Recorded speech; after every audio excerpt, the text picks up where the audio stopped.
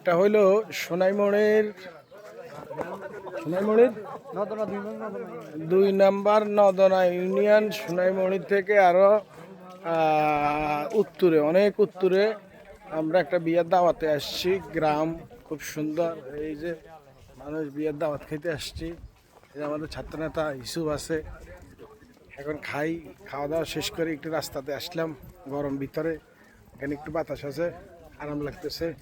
এই যে পরিবেশ, প্রাকৃতিক আবহাওয়া, খুব ভালো পরিবেশে আছি, খুব ভালো লাগতেছে। এই যে পরিবেশ খুব সুন্দর, খুব সুন্দর পরিবেশ। আমাদের শাহাদাত হোসেন জনি ভাই, ওনার মামাতো বোনের বিয়ে। এখানে আমরা দাওয়াত খেতে আসছি। এই যে সবাই একসাথে জনি ভাই নানার বাড়িতে।